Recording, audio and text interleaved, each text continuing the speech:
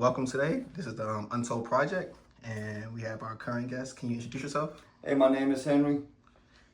Where you from? Originally Russia, Moscow. I was raised and born in Kemerovo, but as far as my mom had me, and at her stomach was in a church, which was Catholic. So that's the capital of Moscow. Okay. When you was born in Moscow, is Henry your name, or do you have a Russian name as well? So my legal name is Edik Edwards Rashutkin, or some people they'll say Olegovich Edwards Rashutkin. Okay. Perfect. Before we start, can you say one sentence? It could be anything you want in Russia for the audience to translate in the comment section. Any sentence. Как дела? Привет, хорошо. Perfect. Okay. Now, first, can you tell us about your early life in Russia, from what you remember? Me and my sister, we grew up by single mother. Father-wise, maybe I met him like one time, if that. Do you remember meeting him at all, or do you? Yeah, I remember he took me to a construction site, but that's about it. Okay. And then after that, I've never seen him. Okay. Growing up, it was you, your sister, and your mom. Can you explain the dynamic? How was it growing up with your mom, with you and your sister? Was it positive? Was it negative? It was really, most of it, I would say 95% negative. Okay. It was very rough. Mom, she's on drugs. She's prostitute. She got to do what she got to do to support us. She's going through an abusive relationship. Yeah, can you explain some of your? I'm sorry. Go ahead. Can you explain some of your memories you have living with your mom? She always cooked. As far as our favorite dish, she always cook us borscht, which is a soup. As far as being a mother, she was always there for us. There was no problem. As far as substance abuse, it was 24/7. There was no way we can tell, oh, she's fine, even though she's not fine. But the scene, the presence, it felt like it was fine. But we knew she was not fine because she was going through it, But as little we just we're gonna understand what we know. But her boyfriend, my mom's boyfriend, rape her. We got to see that. A lot of abuse, as kids there. If we make any type of action, it can be good or bad. Her boyfriend, he saw abuse to my mom.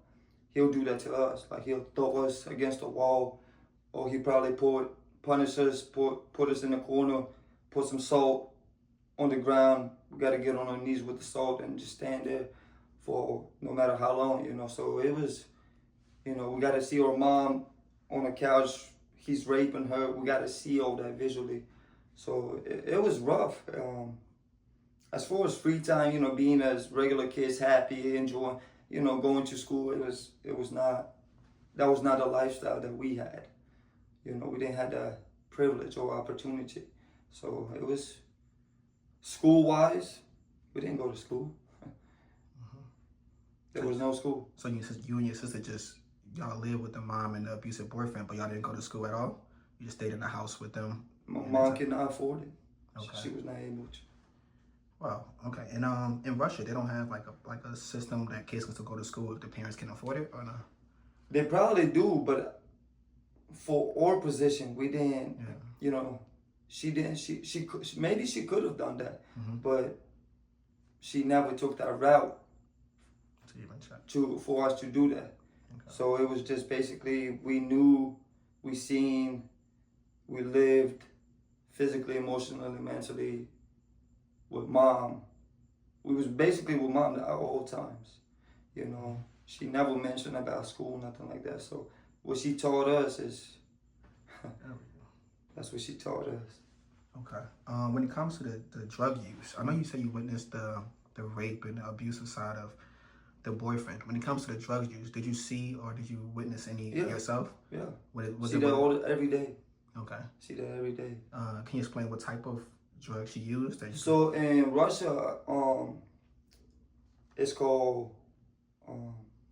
So in America, it's called heroin. Mm-hmm. In Russia, it's called crocodile. So it basically is worse than heroin. It eats your skin where you can see bones, basically, and then you die. So, but she was not on that heavy. Her boyfriend was really on it heavy. So we seen, you get a straw, breaking it down, or sometimes he'll smoke it. My mom, she did it with him a couple times, but it was not consistent. More she'll do like cocaine or drink pills. That's about it. Because as far as anything else, nah. But she did overdose when I was 7. So that's the information I got before I went to orphanage. I don't know if I'm off topic, but no, you're perfect. You know, so yeah. She did OD. So apparently, if I got that information, she probably did something that got her up there. So yeah, did you witness the overdose or you heard about it after? I didn't witness it. I just heard it after. Okay. But I would say, speaking correctly, I did witness it because when I found her in the bathtub, I'm thinking she's drunk because most of the time she'll use the bathroom for. It makes sense to behind the scenes, closed doors, she do what she do. But when I found her in the bathtub, I'm thinking, hey, mom, wake up. I'm shaking her. So she ain't waking up. But most of the time, she'll like at least give me some type of gesture. And she didn't move. So I was crying. I didn't know what to do. So hours later, police came. Okay. They found her. Okay, can you explain what happened afterwards? So I know you've seen you had to witness the overdose. And then after that, the police came, and then did you go into a foster care? No, so when they came, they basically put us in the back of the car. We were still confused, crying, scared. Then they took us to an orphanage. When they took us to the orphanage, well, we did ask in Russian if they were taking us to jail or something, They said, nah, y'all gonna be safe. We're taking y'all somewhere safe. And when we got there, the scene was beautiful. It was nice. Looked like a rich area, but it was an orphanage. So that's how we end up. After our parents deceased, that was the transition. Interesting. Okay. How was life when you and your sister entered the orphanage? Was it good, bad? What can you remember from the orphanage in Russia? I won't say it was bad, but it was very, very, very uncomfortable because. Like you got thousands of kids, so there's 2 sections. There's men and there's females. I was with a man apparently, so my little sister not being next to me was very frustrating for me because that's my little sister, and as a big brother, I'm trying to make sure she's fine, So that separation a little bit messed me up, even though she's still next to me, but she's not. She in the same place, she's just not with me. You know what I'm saying? So, but growing up in there till I was 10, I always stayed to myself. There were sometimes I got in a couple fights because, that transition, I just seen a tragedy. I'm going already through it. These kids probably been there already for who knows how long. This is fresh for me, so I didn't really take everybody's everything's fine. Nah, I was basically an angry kid, of course, because look what I just seen, what happened to my people. So I've been in fights. You get in trouble, the staff, they'll get a belt, they'll take you to a private room, they'll beat you with it. So I've been that. Down the road, I got taken advantage by little older guys. So I was raped twice. My sister, she was raped too. That was the hard part. I basically got forced, but I didn't know that I was trying to put it this way. They basically got me believe something that I didn't want to believe. So I was blind, I guess. But you know, I didn't know better. I'm a kid. Yeah. But at the time, did you when it occurred, did you feel bad? Did you know what happened afterwards, or you still was like didn't know what truly happened? I never said anything after that. Okay. Yeah, I never said that. After that, I just kept being. I got worse. Kept fighting. Kept being bad, and people, the staff didn't even able to understand what was going on with me. Mm-hmm. But I was very uncomfortable sharing that with them, because I don't know how they would have took it. So from there, I just there was no way they can just move me, because that way I was so bad. Mm-hmm. You know, I took my punishment, but at the same time, you know, okay. 10 years old hit. You moved. I moved out. Quick Well, question. luckily. Okay. It was blessed. We was blessed. Like, you know, when you're in the orphanage, you there, 18 years old. Here's your credentials. You're on your own. Yep. You're grown. You know, just like in America, foster care, same thing. Yeah. I quickly want to go back to one thing. I know you said you saw your mom and she overdosed in the tub and they took you to the orphanage. Was there any reason they didn't take you to any other immediate family members, like pops, grandparents, aunts, uncles? Mm-mm. Okay. Okay. So now you're 10 years old and you in the orphanage. You've been there for about 3 years so far, 7 to 10. Can you explain what happened after the 10 years old? What made you leave the orphanage? So when I hit 9 years old, no, when I hit 8, my grandparents came and visited us. They told us like a little bit more about the mom situation. They wanted to help us to take us with them. Mm-hmm. They didn't, but they can't. The system did not trust them. And okay, that's cool. So then they came back again and they offered money. They still did not want it. Then when I hit 9, almost 10, I got another people coming in, or there was more officers. There was like officers, like a whole like security, and they were telling me, they're like, we want to say I'm sorry. This is bad news, but your grandparents got shot. We just found out. That really messed me up even more. I didn't really. After they told me there was nothing I can do, I was just emotional. That's it. All they said was sorry, you know, for your loss. So both of them died from the shooting. Okay. Okay, so after the 10 years old, can you explain how was life after the orphanage? What occurred? So basically, we got called. We going with the flow. We got called upstairs. One of the staff came in. It was like, "Hey, Alegovich, your sister, my sister, so Natasha." We went up top, and we was confused. Like, what is this? They was like, "Well, y'all getting adopted." I said, "What? We getting adopted?" They said, "Yeah, y'all going to a whole different country, America." So we got excited. That was the spirit. When we heard that, that was like a relief. I was like, what? So Catch-22, the family came. My pops, he's from the streets. He's, you know, he don't have 9-to-5 job, you know. So when the family came in, they were black. You know, in Russia, we never seen African American color, you know. So it was the transition was very different. But for me and my sister, we got excited because for some reason it's different. So since it's different, and the way they approached us, the energy they give us is like basically Papa Champagne, man. You know what I'm saying? That's how excited we was. You know, for anybody else, they probably see it. You know, like now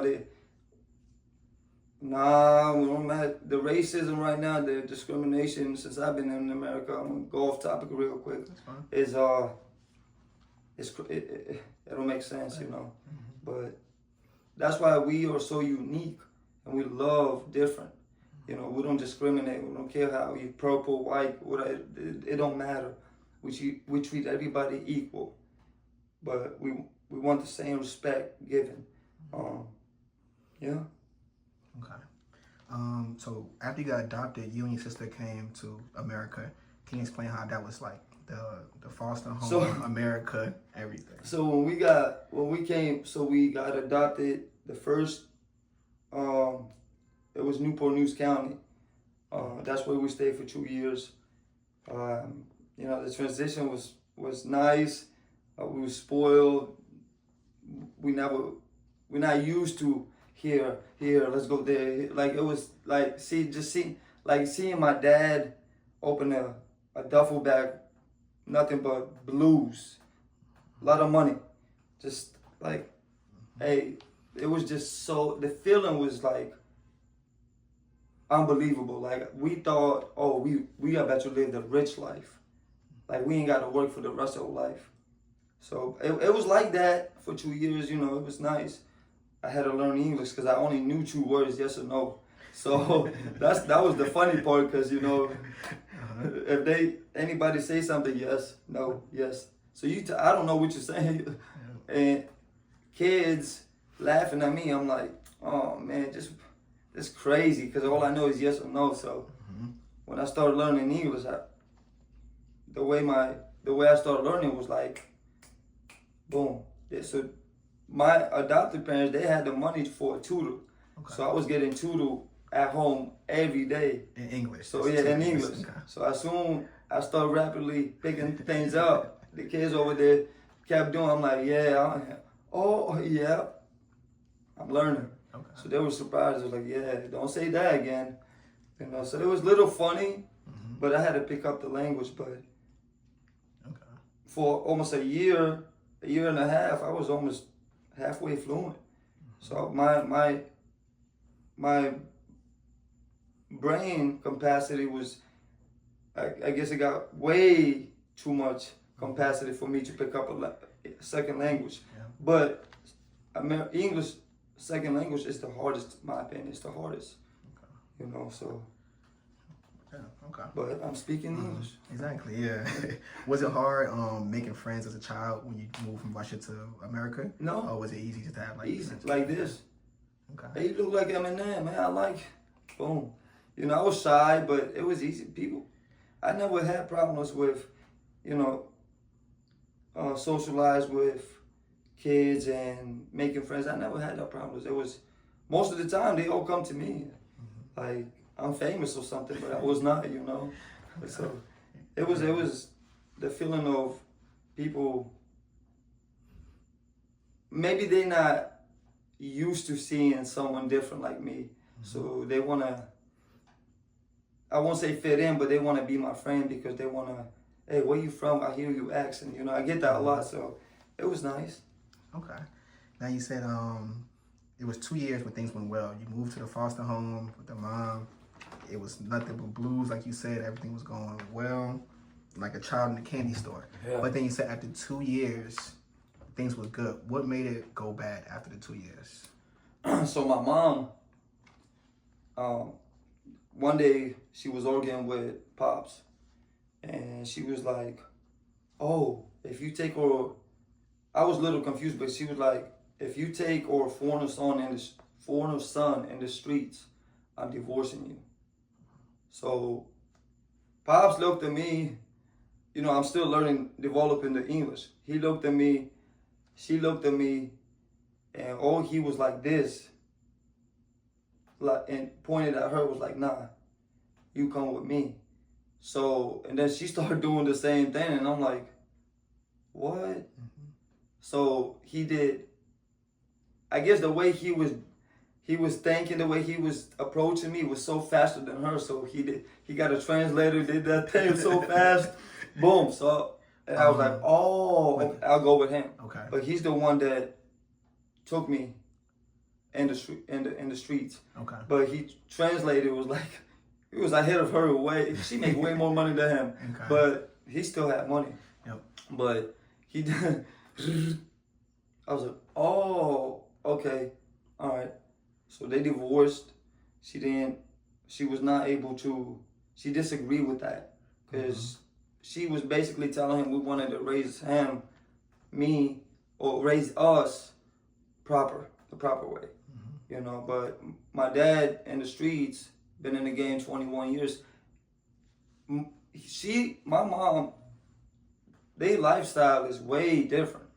You over here making legit money. He's over here risking his life money, you know, but he had the fast life, she didn't, you know, so, but, you know, I picked the streets. Yeah. During this incident, was your sister there as well? Was she present when Nah. the split happened? Okay. She stayed with mom. Okay. Yeah. Did you move out of the house from the adopted mom, or you still was living in the Nah, house? yeah, but we was all living in one house. Okay, but then. But we, apparently Pops had, you know, I don't know, I guess you had another house, or Yeah. you making that type of money. If you telling me come with you, so that means you already got a spot. Yeah. You know, so we packed, we left, and I'm not gonna lie. There's sometimes I'm like, man, I wish I would have stayed with mom. Can you explain some things if you can remember? Can you explain some things you seen or experienced Man, with the Pops? I seen he take me off, like I never, like in front of the camera, I never gang bang. So let's get that straight. I was raised in the projects, but Pops gave me knowledge and wisdom as far as how to walk, how to talk, how to move the streets the right way. I've seen, you know, we can just walk the strips, just walk, you know, not being, don't be skeptical, just go with me, me, you know. And it's nighttime, even daytime, you see black bags getting dumped in the dumpsters, like bodies wires, like shootouts, bullets flying, like, yo, I've seen so much people getting shot. Yeah, I've been through a lot. Like, I seen all that, and it was like, you telling me don't be skeptical and don't be paranoid, but I'm seeing this while we walking. Like, yeah, I know that's normal to you, but that's not normal to me. Like, what you expect? I'm really trying to keep my composure. So, you know, but the adjustment, I had to get adjusted to it. My pops sees blood. Okay. So, yeah. One thing I you know, hey, shout out to Pops, free Pops out, but one thing he did, I respect him. You know, he did not put me in the game. That's one thing I respect him, because, you know, that type of transaction would have been, I probably wouldn't even made it. So I'm glad he didn't put me there, even though, you know, he told me, yeah, you know, his people that work for him, they were like, yo, we can use him. He can be blood, but Pops, he was way ahead of the game. You know, y'all his doggies. What he says it goes. So he didn't want to put me in it. He just gave me how to walk, how to talk, how to be wise. You're in a situation, you know, learn how to get out of it, but the smart way. You know, so that's what I had to learn. Okay. You say he's currently locked up. Was you there? How was that? Was you there when he got locked up, when the incident happened, or you wasn't there? Was you present when he ended up getting? Okay. No. Okay. And okay. So after the Pop situation, how was that afterwards? Did you go back to your mom, or did you just? Nah, after that I became homeless. Okay, so that's when you officially aged out. After not homeless. I'm sorry, I apologize. You're fine. After that, I basically foster care, social services took me in. Okay. I think they call spouse surveillance DSS. That's what it is. Okay. How old was you at that time? I think 12. So No, I'm sorry.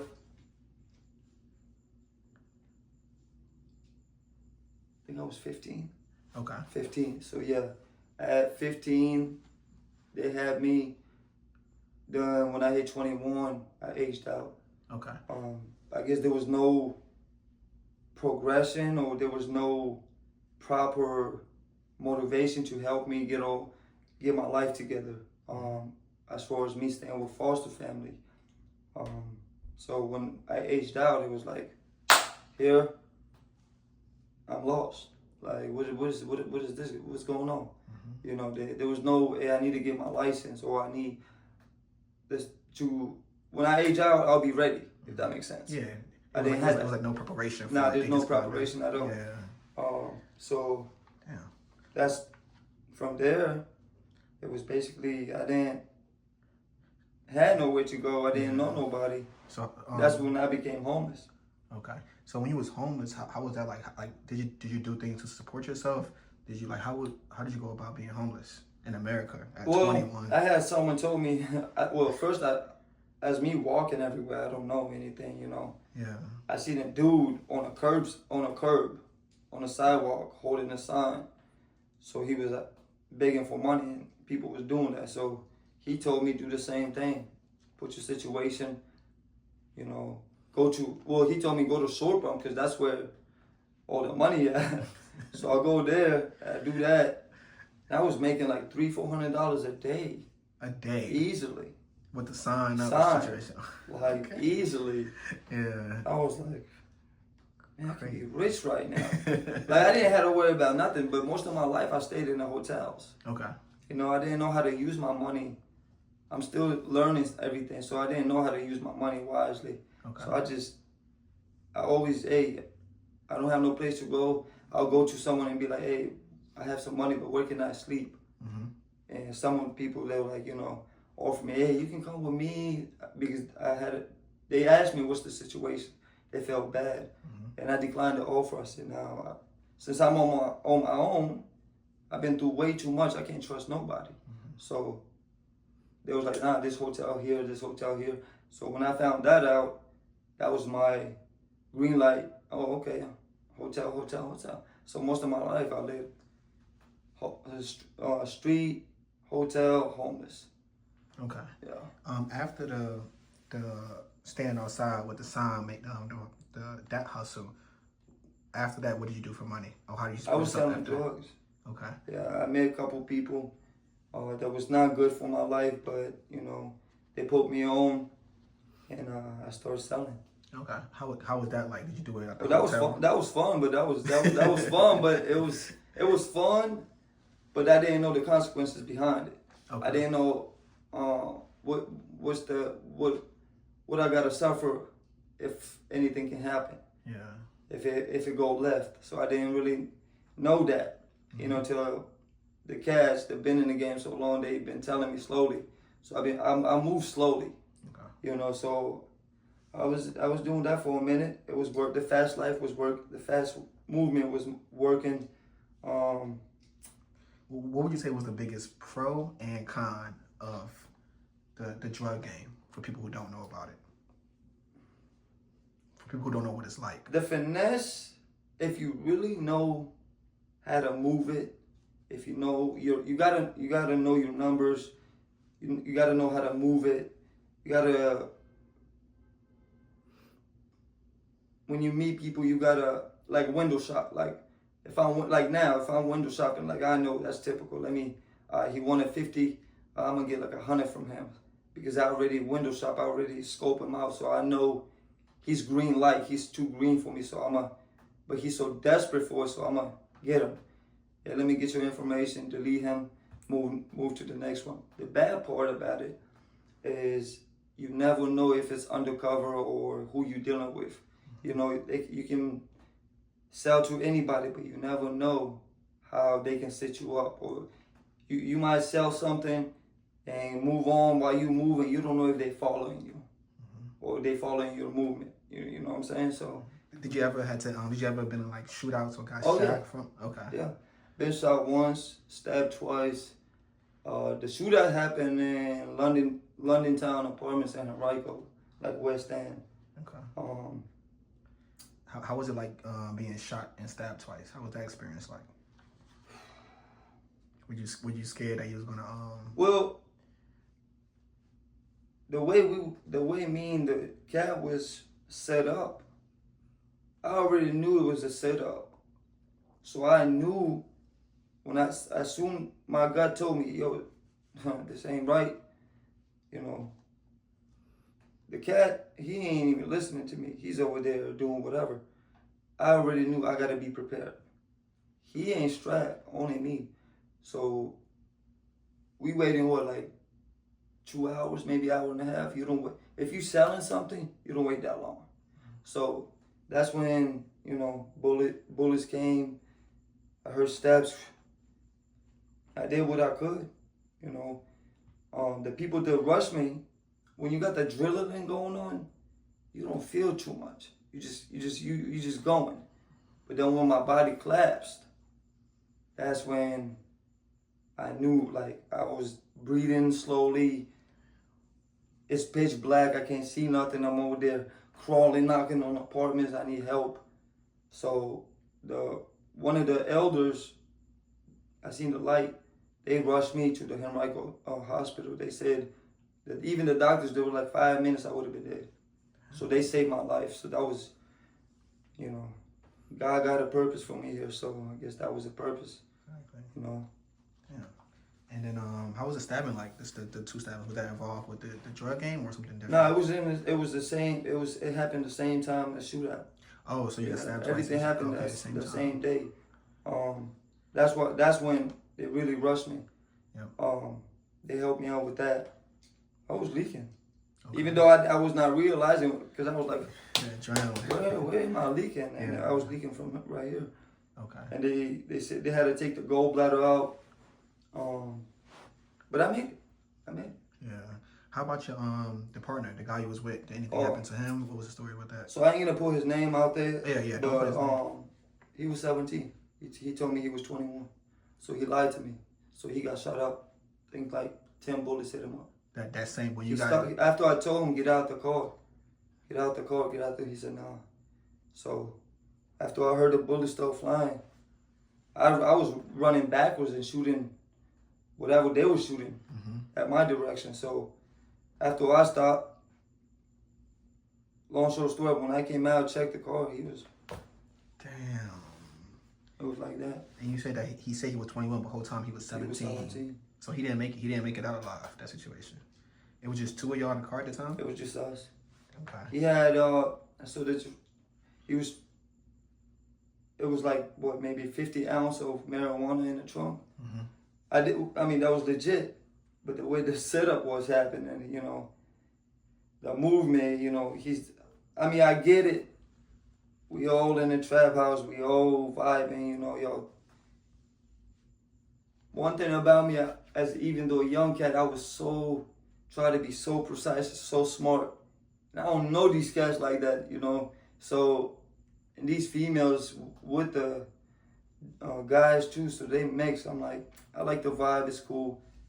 But the way he pulled me up was like, he seen something, was like, yo, I think he real. You know what I'm saying? He real. I didn't socialize too much with them. They just like the vibe. They vibe with me. We doing whatever we doing. The way he pulled me out, he was like, yo, I need to talk to you for a second. I was like, all right, what up? Hit the cut. He was like, you got strapped? I said, yeah, what up? He was like, man, I need to hit a lick. I'm trying to sell this 50. I was like, woo, I got you. But at the same time, I was like, how old are you? At that time, I'm young too, but at the time, I could have been like, let me see your ID. But I didn't think about that. I just went by his word. So I was like, I took his word. So then that's what happened. I took his word and found out he was 17. Yeah. His people told me that. After that situation, did you go back to selling or nah? That was I had to leave the street. I had to take a different route. Okay. Left the streets. Even though I still got ops out there in Henrico. No, I do. Yeah, I know. I do. Oh. I do. I have them. So that county, it's nothing against the county. I'm not going back. Yeah. I'm not going back to that county. Understandable. Damn. Okay, so after that, so now you it was a robbery that went very wrong, and you said I'm out the drug game. After that, what did you do now? So now you tried the sign with the begging with the sign, and then you got into the drug game. Things go left. Now you say, okay, I'm not doing that no more. How did you support yourself next?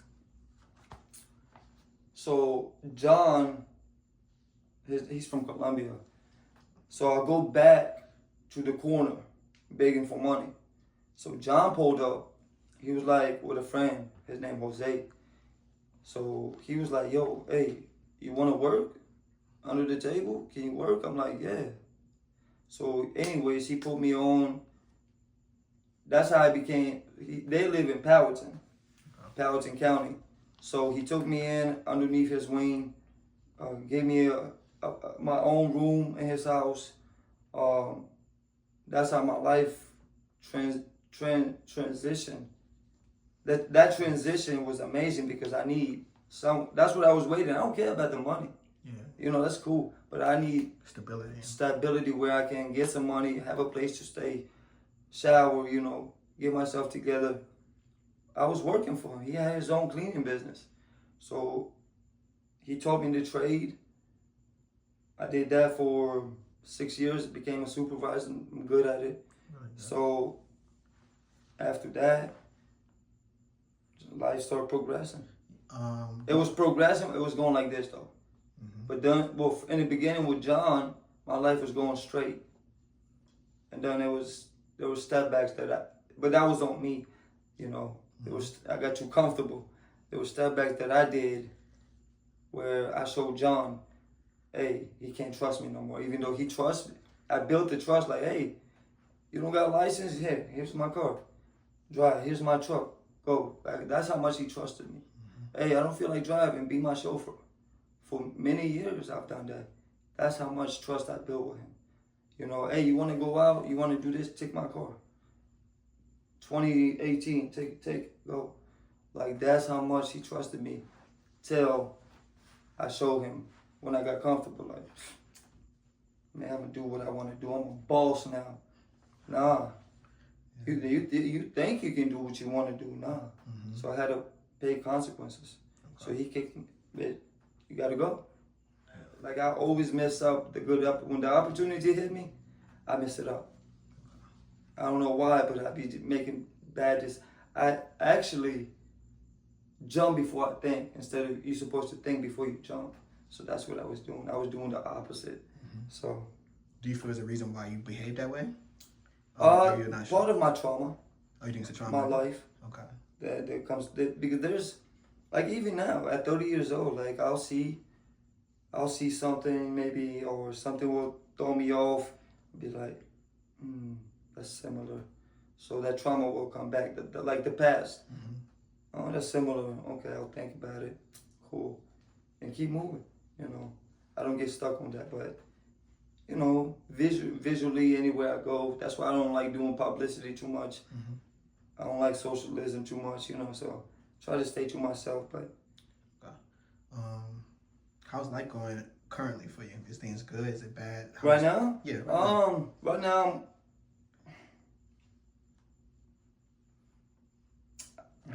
I can't complain. My life is all right. I'm stable right now. But there is something I cannot disclose. Okay. Sorry for that inconvenience. No, you're fine. You're perfectly fine. Your sister, during the time of all this going on with the ups and downs you was going through, where was your sister and how is she doing? Your sister. Actually, after we got separated, I was looking for her. Okay. So I was looking for her for 10 years. I didn't have no luck finding her, you know. So I found her on Instagram one day.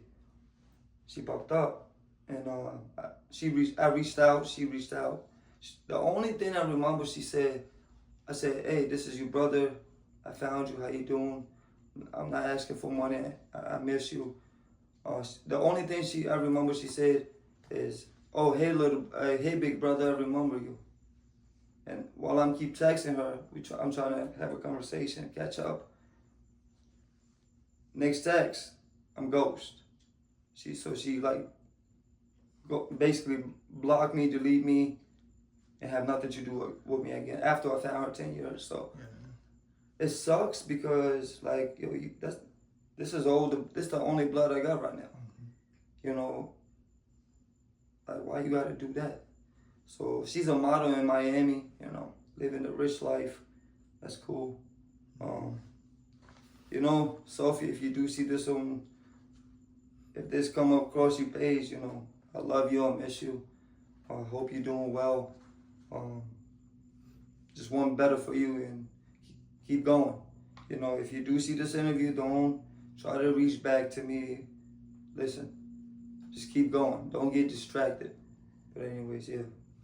If someone was to ask you, what's the biggest lesson life has taught you so far, what would you say? The biggest lesson you learned so far in life? Be grateful for the little things, because little things count. You know, tomorrow is not a promise, so always be grateful for what you have. There's people out there that don't have privilege to take a shower. You know, I don't have all my family outlaws. If you have mom or dad, yo, go tell them I love you.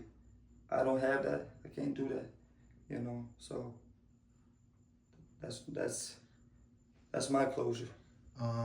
Your biological pops, did you ever know what, I know you said your mom Yeah. your grandparent, your biological pops. What, He was in a Russian roulette. Okay. So he died at 35. Okay. A bullet took him. Playing Russian roulette? Yeah. Okay. So Damn. he was in that for a good minute. Okay. He was making good money. Yeah. Thousands of dollars. Playing Russian roulette or doing? Wow. Yeah, Okay.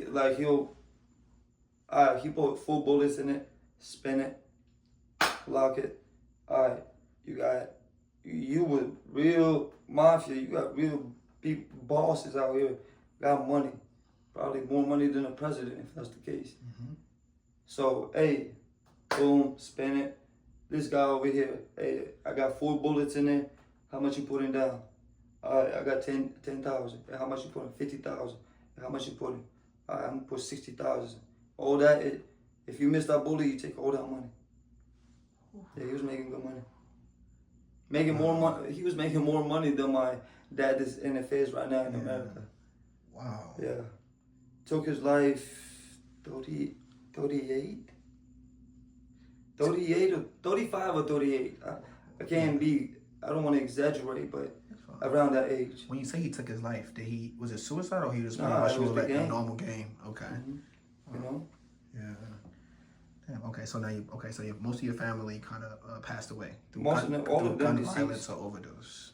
Oh, the only one, my mom, she's the only one that OD. Everybody else, my grandparents, they got shot. Pops. It was not, I can say it was an accident.